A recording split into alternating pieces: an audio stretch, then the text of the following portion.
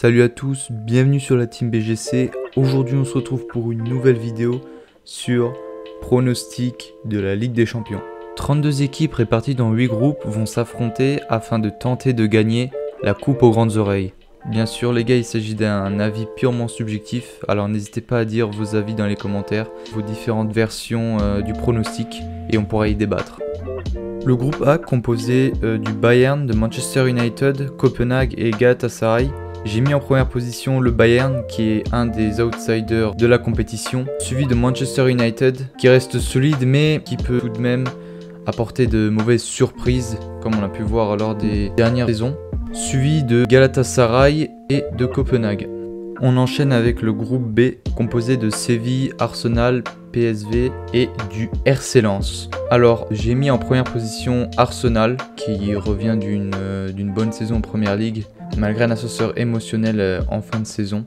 Suivi par la suite le tenant du titre de l'Europa League, Séville. Je les vois bien faire quelque chose en Champions League. Ensuite en troisième place le RC Lens qui revient d'une excellente saison en Ligue 1 mais tout de même a vendu beaucoup de joueurs phares de leur équipe, notamment Fofana vendu en Arabie Saoudite ou encore Openda à Leipzig. Penchons-nous maintenant sur le groupe C composé de Naples, du Real de Madrid, Braga et Union Berlin. J'ai mis en première position logiquement le Real de Madrid qui est un des outsiders de la compétition, suivi de Naples qui revient d'une grosse saison en Serie A, suivi de Union Berlin qui revient aussi d'une bonne saison en Bundesliga et Braga. Au niveau du groupe D, composé du Benfica Lisbonne, l'Inter, Salzbourg et Real Sociedad, j'ai mis en première position l'Inter qui revient d'une bonne saison en Serie A et qui revient également avec un esprit revanchard après la défaite en finale de Ligue des Champions passée 1-0 face à Manchester City. Suivi de près en deuxième place, le Benfica Lisbonne qui revient champion du Portugal et qui sera à la hauteur de cette deuxième place. Regardons maintenant le groupe E composé du Feyenoord, l'Atlético Madrid, Lazio et Celtic. En première position, l'Atlético Madrid, qui a pour habitude des grandes rencontres européennes, sera faire face aux équipes de son groupe. Suivi de la Lazio, qui a été la surprise l'année dernière en Serie A, qui remplit une bonne opération dans son championnat. Précédé de Feyenoord en troisième position, et enfin les Celtic.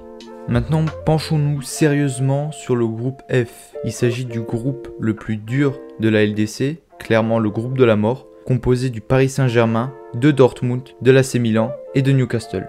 C'est un classement dur à établir. En première position, le Paris Saint-Germain, suivi de Dortmund, de Newcastle et de l'AC Milan. Voilà, n'hésitez pas à débattre dans les commentaires. Je sais qu'il y aura beaucoup de débats en fonction de ce groupe, donc n'hésitez pas, on peut en débattre. Bien sûr, je répète, c'est totalement subjectif. On peut s'attendre à différentes surprises venant des équipes. Place maintenant au groupe G, composé de Manchester City, de Leipzig, de l'Étoile Rouge de Belgrade et des Young Boys.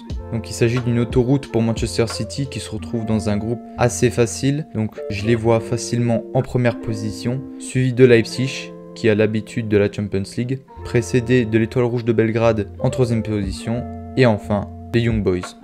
Et enfin pour ce dernier groupe, le groupe H, composé du Barça, de Porto, du Shakhtar Donetsk et de Antwerp. Encore une fois, il s'agit ici d'une autoroute vers les phases finales pour le Barça, bien sûr entre guillemets parce qu'il sera suivi de très près par Porto en deuxième position, précédé du Shakhtar Donetsk et de Antwerp. Voilà les gars, c'est la fin de cette vidéo, c'est la fin de ce pronostic. Voilà, je le répète, c'est un classement purement subjectif. N'hésitez pas à donner vos avis dans les commentaires sur le pronostic. On peut en débattre bien sûr, si ça reste dans le respect. N'hésitez pas à vous abonner, à liker. Ça ferait plaisir, ça ferait avancer la chaîne. Go 1000 abonnés.